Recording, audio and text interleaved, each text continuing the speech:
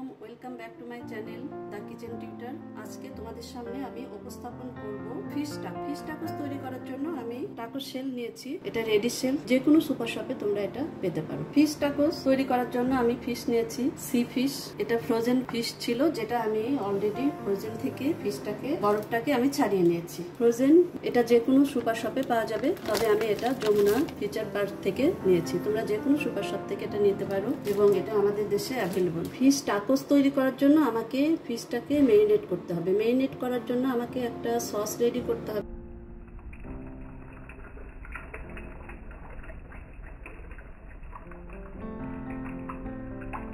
পরিমাণ white paper দিয়ে নিলাম, 1 চা চামচ পরিমাণ সল্ট, হালকা পরিমাণ ড্রাই পুদিনা, এটাকে গুঁড়া বলতে পারো, পাউডার বলতে পারো, পুদিনা পাউডার। এটাতে হালকা ফ্লেভার চলে আসবে। আর এখানে আমি 2 টেবিল স্পুন অলিভ অয়েল দিয়ে দিলাম। এটাকে আমি হালকা হাতে মিক্স করে নেব। এটাকে মেরিনেট করে রাখবো।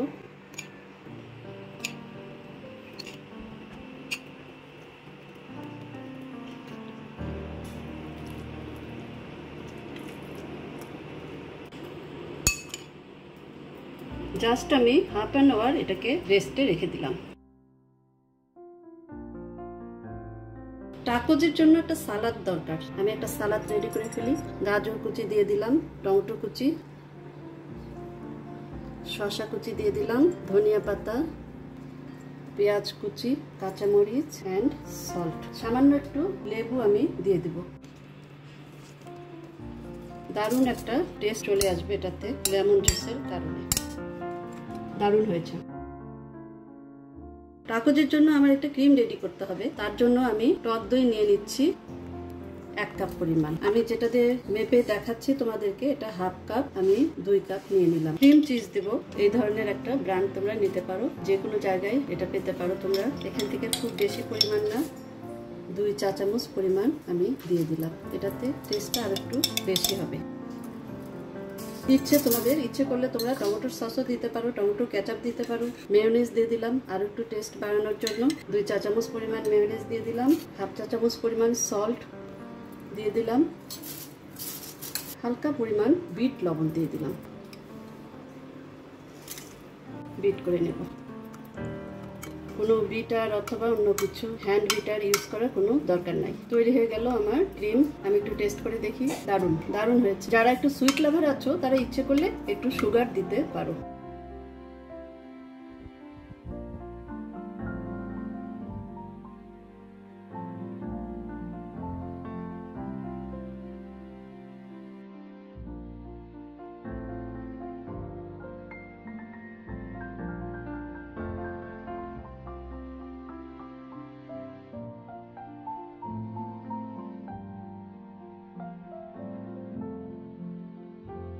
ফ্রাইং প্যানটা অলরেডি গরম হয়ে গেছে। অলিভ অয়েল দিয়ে ফিশটাকে ফ্রাই করব।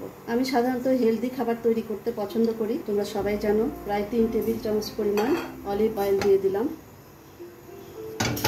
চুলোর ফ্লেমটা আমি একটু লো করে দিলাম। মেরিনেট করা ফিশটা আমি দিয়ে দিব।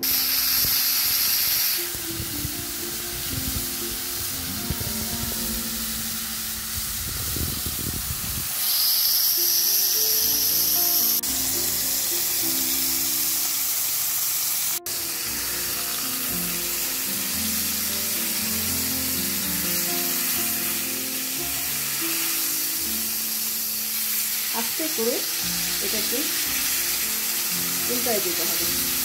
খুব সাবধানে খেয়াল রাখতে হবে হাতে যেন না লাগে।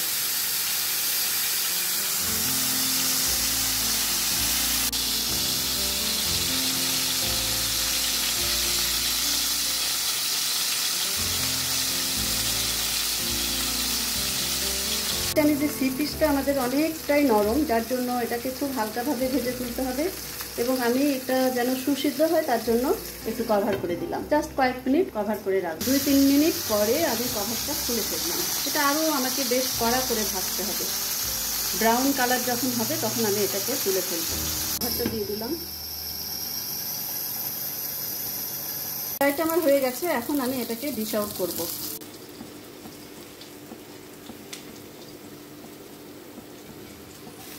এইভাবে আমার যে আরেকটা স্লাইস আছে সেটাও আমি ফ্রাই করে নেব আস্তে আস্তে।